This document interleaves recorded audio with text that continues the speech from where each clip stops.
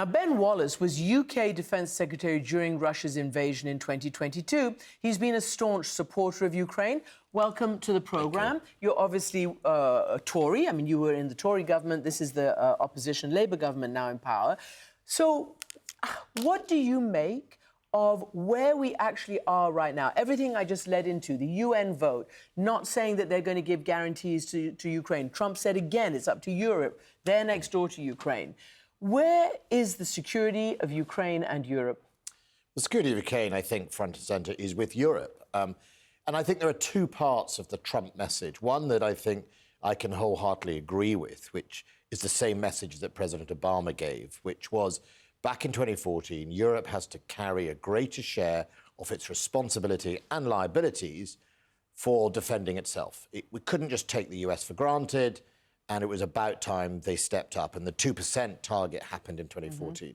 So he's right. And, Obama asked nicely, and politely we could say that J.D. Vance asked firmly. This is in the Munich speech. And that's absolutely right. And, we've seen just now the Prime Minister announced greater defence spending. I can take issue with some of the claims, but fundamentally we're going to have growing defence spending continuing. That is important for all of us in Europe, and we better listen to this. If we really value NATO, we've got to step up.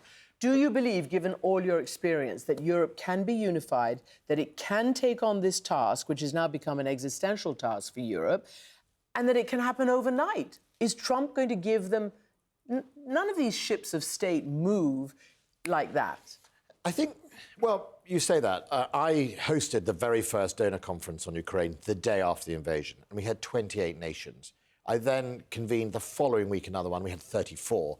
And then the United States decided to convene it in Ramstein, and it went bigger and bigger.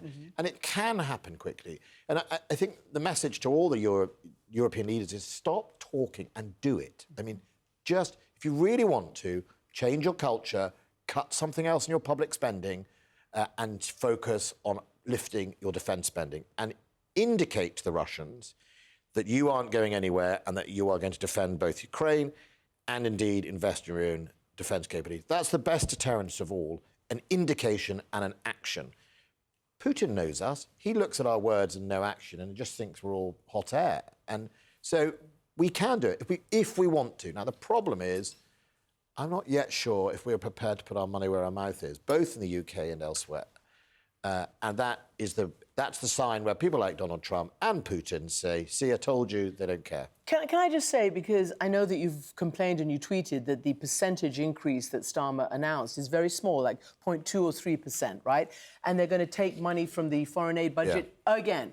But the diminution, if I can say that, of the land forces happened under a Tory government during austerity. A lot of army was, laid off, or it just doesn't exist anymore. I wouldn't paint one government. But it started then. No, it didn't. It didn't. Labour took it from 3% of GDP down to 2.2, I'm talking about numbers. And up to 2.5. Well, we can discuss whether we spend our defence budget on the right things. This is about peacekeepers and security and what's at stake right now. The most important thing for Russia is that you have an armed forces that's lethal.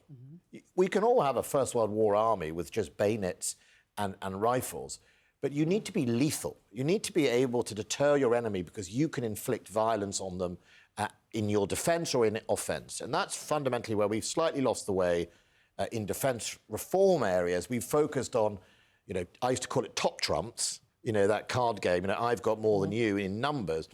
But that used to come in our falling budgets that have happened since 1991 under both Labour and Conservative. Behind the numbers, we were hollowing out ammo stocks, enablers, sensors, electronic warfare signals, all the things you need in a modern battlefield. So that's what I'm saying. Can that be changed overnight? It can't all be changed overnight. But you can certainly make sure you start to invest. And what we shouldn't forget is that the sad thing about Monday was, it marked Monday, the third anniversary of the invasion and of the Ukraine. UN vote. The sad thing about that was absolutely the suffering the Ukrainians have suffered at the hands of an illegal Russian invasion. But let's not also forget, on that day, Putin sent to their deaths, or started to, an injury, 800,000 of his young men for nothing more than ego. And so he doesn't actually have much of an army now, at the moment. It will take him about 2 years to rearm, reinvigorate that army. So we have some time in the land forces to continue the modernisation that I started as Defence Secretary.